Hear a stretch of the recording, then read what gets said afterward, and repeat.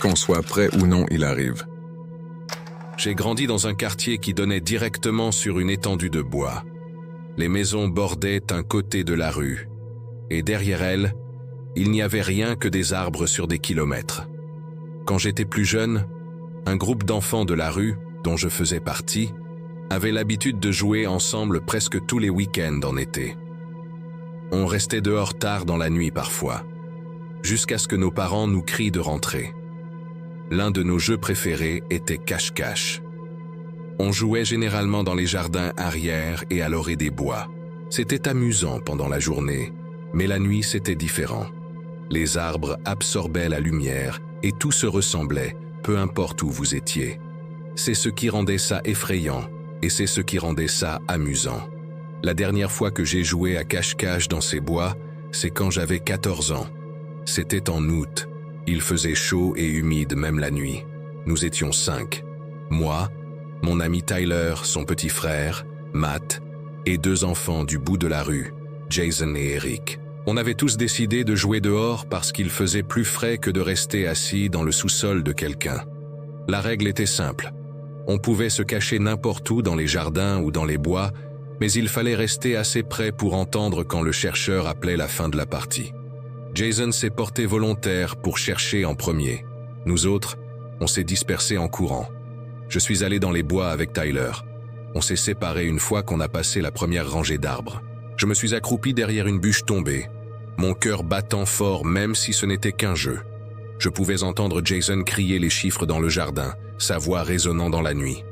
Quand il a fini, tout est devenu silencieux. Les grillons bourdonnaient autour de moi et les feuilles bruissaient dans le vent. Je suis resté bas et immobile. Au bout d'un moment, j'ai entendu des pas dans les feuilles. Ils se déplaçaient entre les arbres. J'ai pensé que c'était Jason. J'ai retenu mon souffle et j'ai attendu qu'il passe. Les pas se sont arrêtés non loin de moi. Qui que ce soit, la personne est restée là. J'ai attendu qu'elle appelle ou bouge à nouveau, mais elle ne l'a pas fait. J'ai senti ma peau se hérisser. J'ai failli chuchoter pour demander qui c'était, mais je me suis souvenu des règles. Si je me trahissais, je perdais. Alors je suis resté immobile. Finalement, les pas ont repris. Ils crissaient dans les feuilles, s'enfonçant plus profondément dans les bois. J'ai écouté jusqu'à ce que je ne puisse plus les entendre. J'ai jeté un œil par-dessus la bûche, mais il faisait trop sombre pour voir loin. Le clair de lune n'éclairait que la cime des arbres. Je suis resté caché quelques minutes de plus avant d'en avoir marre d'attendre. Je suis sorti en rampant et j'ai commencé à revenir vers les jardins à pas de loup. En marchant, j'ai entendu Jason crier que la partie était finie et que tout le monde devait sortir. Je me suis dépêché de revenir et j'ai trouvé les autres déjà dans le jardin. Jason avait trouvé Tyler et Eric, mais pas moi ni Matt. Matt est arrivé en courant hors des bois une minute plus tard, couvert de terre. Il a ri et a dit que personne ne l'aurait trouvé. Je leur ai dit que j'étais derrière la bûche et que j'avais failli me faire prendre quand Jason était passé juste à côté de moi. Mais Jason avait l'air confus. Il a dit qu'il n'était jamais allé aussi loin dans les bois. Il a dit qu'il avait seulement tourné près des premiers arbres et avait ensuite trouvé Tyler accroupi près d'une clôture. J'ai plissé les yeux, confus, et j'ai alors demandé qui était passé près de moi. Mais tout le monde a juste haussé les épaules. On n'y a plus pensé et on a continué à jouer. La partie suivante, c'était moi le chercheur. J'ai compté à voix haute contre un arbre pendant que les autres se dispersaient. Quand j'ai fini, j'ai fouillé les jardins. D'abord, j'ai trouvé Eric caché derrière un cabanon et Tyler dans les buissons.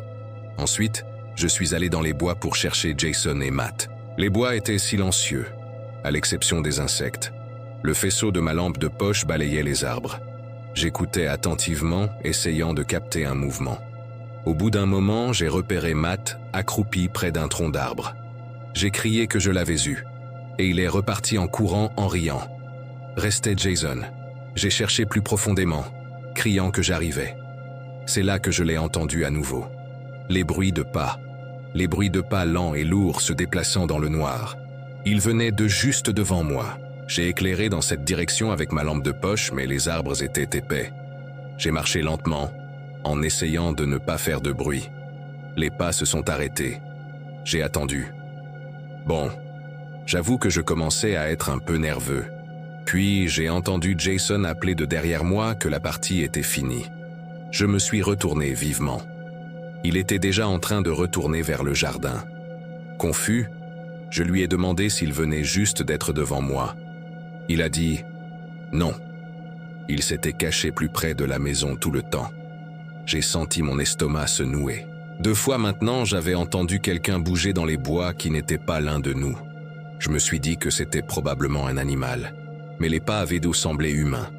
Trop lourd pour être un raton laveur ou un renard, même un cerf. On a joué quelques parties de plus. Chaque fois que je me cachais, je ne pouvais pas me défaire du sentiment que quelqu'un d'autre était là. Je n'arrêtais pas d'entendre de faibles bruits dans les arbres. Des branches qui craquent, des feuilles qui crissent. À un moment donné, j'ai même cru voir une ombre bouger entre les arbres. Mais quand j'ai pointé ma lampe de poche, elle avait disparu. Les autres n'ont rien remarqué. Ils continuaient juste à rire et à courir. J'ai essayé d'agir normalement, mais je ne pouvais pas me défaire de cette boule d'angoisse dans mon estomac. La dernière partie de la nuit, Jason voulait à nouveau se cacher dans les bois. On s'est tous séparés comme avant. Je ne voulais pas aller trop loin, alors je suis resté près de la lisière. Je me suis accroupi dans les herbes hautes. Je pouvais voir la faible lueur des lumières du porche à travers les arbres. J'entendais la voix faible de Jason au loin, en train de compter. Quand il a eu fini, ce fut à nouveau le silence. Après quelques minutes, j'ai entendu quelque chose qui m'a glacé sur place. C'était un chuchotement. Une voix basse, trop douce pour distinguer les mots. Mais c'était proche. Tout mon corps s'est tendu. J'ai jeté un œil par-dessus les herbes, mais les bois étaient vides. J'ai écouté attentivement, mais le chuchotement s'était arrêté. Un instant plus tard, j'ai de nouveau entendu des pas. Ils sont passés près de moi et se sont enfoncés dans les arbres. J'étais là, tremblant. C'est alors que Jason a appelé que le jeu était terminé. Tous les autres sont sortis en riant et en s'époussetant. Je suis revenu lentement, mon cœur battant toujours la chamade. Je leur ai dit que j'avais entendu quelqu'un chuchoter, mais ils se sont tous mis à rire et ont dit que j'essayais de leur faire peur. Je n'ai pas insisté, mais je savais ce que j'avais entendu. On s'est assis dans le jardin de Tyler après ça, buvant du soda et discutant. C'est là que Matt a demandé si quelqu'un d'autre avait remarqué l'homme. On s'est tous arrêtés et on l'a regardé. Il a dit que pendant qu'il se cachait, il avait cru voir un grand homme debout dans les bois. Il a dit que l'homme ne bougeait pas, qu'il se tenait juste là, à regarder. Jason lui a dit qu'il était fou. Eric a ri, mais je me sentais mal parce que je le croyais. On a terminé la soirée peu après et tout le monde est rentré chez soi. Je suis resté allongé dans mon lit cette nuit-là, fixant mon plafond, incapable de dormir.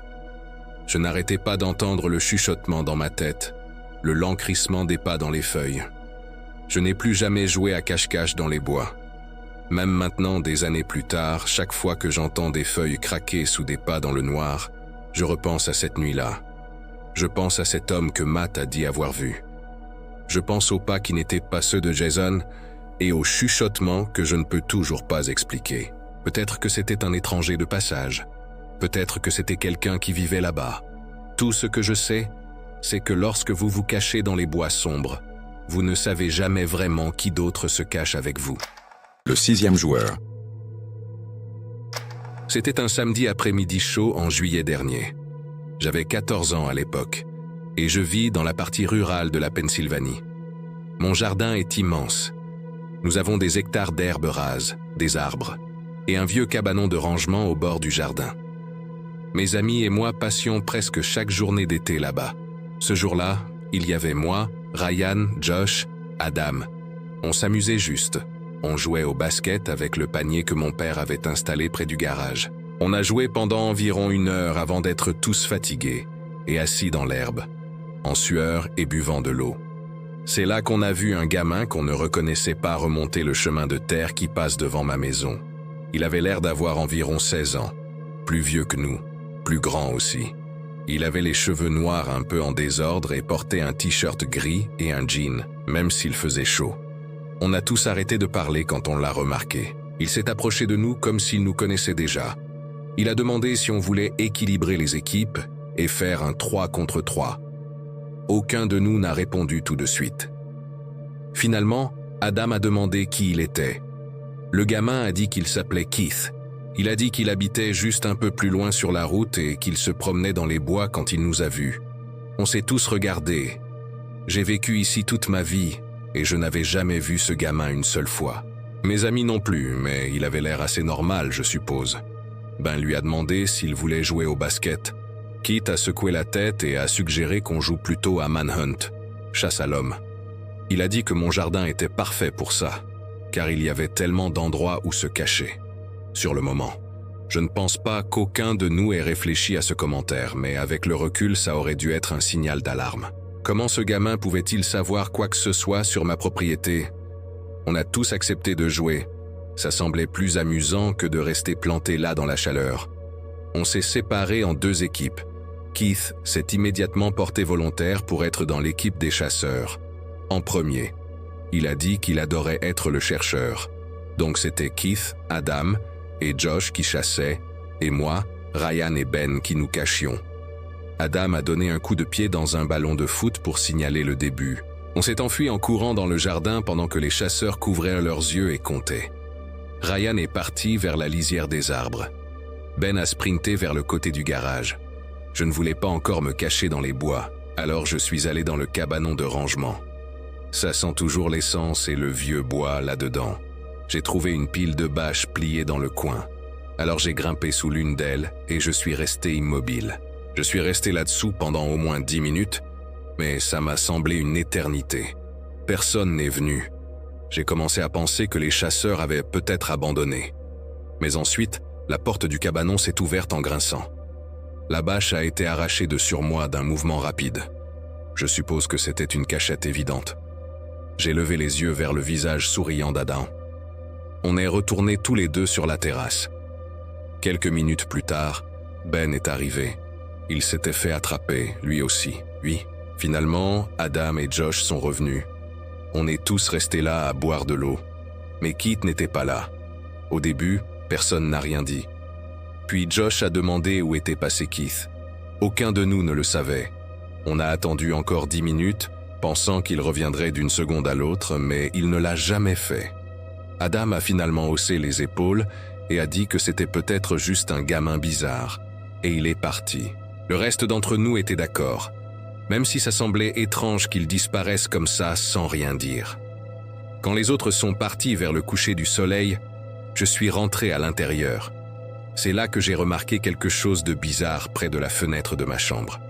Sur l'herbe, il y avait ce morceau de corde. Il était usé et sale, comme s'il était dehors depuis des mois, mais je sais qu'il n'était pas là plus tôt. Je l'ai ramassé et je l'ai jeté de côté. Mais ça m'est resté en tête. La première pensée que j'ai eue, c'était Keith. Je me suis dit que je réfléchissais trop. Mais plus tard dans la soirée, je ne pouvais pas m'empêcher de me demander s'il était entré dans la maison pendant qu'on était distrait. Mon père laisse généralement l'une des portes latérales déverrouillées pendant la journée. J'ai fait le tour, pièce par pièce, vérifiant les placards et sous les lits. Rien. Cette nuit-là, je me suis préparé à aller au lit vers 23 heures. Je suis resté allongé là pendant peut-être 1 heure, à faire défiler des trucs sur mon téléphone, quand j'ai entendu quelque chose. Des pas étouffés devant ma porte. Je me suis figé. Mon père se lève parfois la nuit pour aller aux toilettes, mais il tousse toujours ou s'éclaircit la gorge. Là, c'était silencieux. Trop silencieux. J'ai appelé mon père. Pas de réponse. Je me suis assis, le cœur battant à tout rompre. Les pas se sont arrêtés juste devant ma porte. Je me suis finalement levé et je l'ai verrouillé. Je suis resté là, à fixer la poignée, attendant. Après environ 30 secondes, j'ai entendu la porte d'entrée se fermer. Le bruit a résonné dans toute la maison. Je n'ai pas perdu 1 seconde. J'ai couru dans la chambre de mon père et je l'ai secoué pour le réveiller. Il s'est assis groggy pendant que je lui expliquais ce que j'avais entendu. Il ne m'a pas mis en doute. Il a attrapé le fusil de chasse sous son lit et m'a dit de rester près de lui. On a fouillé toute la maison ensemble. Chaque placard, le sous-sol, le garage. Il est même sorti et a fait le tour de la propriété avec une lampe de poche. Mais il n'a rien trouvé. On a verrouillé toutes les portes et fenêtres après ça. Le lendemain, je l'ai raconté à mes amis. Et ils ont tous ri de ça, disant que Keith n'était probablement qu'un cinglé de passage. Mais Ryan a admis qu'il trouvait aussi Keith étrange. Il a dit que Keith avait à peine parlé pendant le jeu. Il se contentait de fixer les gens. Cette nuit-là, je n'ai pas pu dormir. Vers 2 heures du matin, un bruit de grattement m'a réveillé. Ça venait de la fenêtre de ma chambre. Je me suis figé, fixant les stores. Le grattement était lent, comme si quelqu'un traînait un bâton ou un ongle contre la vitre. Je ne voulais pas regarder, mais je ne pouvais pas m'en empêcher. J'ai soigneusement écarté l'une des lattes du store juste un tout petit peu. De l'autre côté de la fenêtre se tenait une silhouette. Je ne pouvais pas voir son visage, juste la forme de quelqu'un debout à quelques centimètres dans le noir. J'ai bondi en arrière et j'ai hurlé pour appeler mon père. J'ai couru dans le couloir, criant jusqu'à ce qu'il sorte de sa chambre. Mais il n'a pas hésité. Il a couru dehors, avec un fusil de chasse, tirant 2 coups en l'air. Je l'ai entendu hurler qu'il tirerait sur quiconque était là s'il revenait. La silhouette à la fenêtre avait disparu. Le reste de la nuit, je n'ai pas dormi du tout. Je suis resté assis dans le salon avec les lumières allumées, pendant que mon père restait éveillé, lui aussi. Le lendemain matin, il m'a dit qu'il pensait que c'était Keith qui nous avait embêtés. Il a dit que si ce gamin se montrait à nouveau, il lui tirerait dessus. Je sais qu'il n'était pas tout à fait sérieux, mais c'est juste comme ça qu'est mon père. Il a dit que ce gamin n'était plus le bienvenu près de notre maison. Plus jamais. À ma connaissance, Keith n'est jamais revenu. Mais parfois, quand je suis dehors la nuit, je pense à cette corde près de ma fenêtre et je me demande ce qu'il avait l'intention de faire si je ne m'étais pas réveillé quand je l'ai fait. La dernière partie de Cache-Cache. J'avais 15 ans quand c'est arrivé. C'était un vendredi soir de septembre, mes parents étaient sortis dîner. J'avais invité mon voisin Chris. On traînait au sous-sol d'habitude, mais ce soir-là on s'ennuyait. Il a proposé de jouer à cache-cache. Ça semblait idiot, mais on l'avait déjà fait et c'était amusant. On a éteint les lumières sauf celle de la cuisine. Pas le droit de sortir, pas le grenier ni le vide sanitaire. Tout le reste était permis. Chris voulait se cacher en premier. J'ai compté jusqu'à 50 dans le salon. J'ai cherché partout. Cuisine, couloir, salle de bain. Rien. Je suis monté à l'étage. Le plancher craquait sous mes pas. J'ai vérifié la chambre de mes parents, puis la mienne. Restait la chambre d'amis. La porte était entr'ouverte. Je suis entré, j'ai regardé sous le lit, ouvert le placard. Vide. Je suis redescendu au sous-sol et je l'ai trouvé derrière des boîtes. Il a ri en me demandant combien de temps ça avait pris. Puis on a échangé. Je me suis glissé sous le lit d'amis, tirant le cache-sommier pour me couvrir. Mon cœur battait la chamade. Je l'ai entendu monter, ses pas lourds, sur le plancher. Il a vérifié la salle de bain puis la chambre de mes parents. Les pas se sont rapprochés. Il est entré dans la chambre d'amis, s'est arrêté près du lit. J'ai retenu mon souffle. Ses chaussures ont traîné sur la moquette. Puis le silence. Un long silence. Il est sorti. Je suis resté allongé attendant qu'il crie que j'avais gagné. Mais la maison restait silencieuse. Finalement, je suis sorti en rampant. Je suis descendu. Il n'était pas sur le canapé. J'ai crié que le jeu était terminé. Une voix est venue du sous-sol. Il était en bas. Ça m'a retourné l'estomac. Je lui ai dit que j'étais dans la cuisine. Une seconde plus tard, il est monté les escaliers, l'air confus. Il m'a demandé comment j'avais pu monter si vite. Je lui ai dit que j'étais sous le lit depuis le début. Il a froncé les sourcils et a dit qu'il aurait juré avoir vérifié cette chambre. Il avait entendu quelqu'un bouger à l'intérieur, quelqu'un respirer. Je lui ai dit que j'étais resté immobile. On a laissé tomber. On a fait une autre partie, mais je me sentais mal à l'aise. Chaque craquement me faisait sursauter. Pendant que je comptais, j'ai cru entendre un bruit sourd à l'étage, mais c'était vide. J'ai trouvé Chris dans la buanderie. On s'est assis sur le canapé et on a rallumé la télé. C'est là qu'on s'est figé. D'en haut est venu un grand boom, comme quelque chose de lourd qui tombait. Chris a demandé si c'était mes parents. Je lui ai rappelé qu'ils étaient aux sorties. Les poils de mes bras se sont hérissés. On est resté assis à attendre. Puis, on l'a entendu clairement. Un lent craquement de plancher. Le bruit de quelqu'un marchant dans le couloir. À l'étage, on s'est regardé fixement. J'ai chuchoté qu'on devrait aller voir. Chris a secoué la tête. Mais si quelqu'un était entré, on ne pouvait pas rester là. J'ai attrapé le tisonnier de la cheminée. On est monté à pas de loup. Quand on est arrivé en haut, j'ai montré la chambre d'amis. La porte était fermée maintenant. Je savais pertinemment que je l'avais laissée entr'ouverte. De derrière la porte est venu un bruit de traînement, comme du tissu glissant sur la moquette. Chris a chuchoté qu'on devrait partir. J'ai levé le tisonnier et attrapé la poignée. Mes mains tremblaient. J'ai poussé la porte d'un coup. La pièce était sombre. Il n'y avait personne. La porte du placard était entr'ouverte. Je me suis approché et l'ai ouverte grand.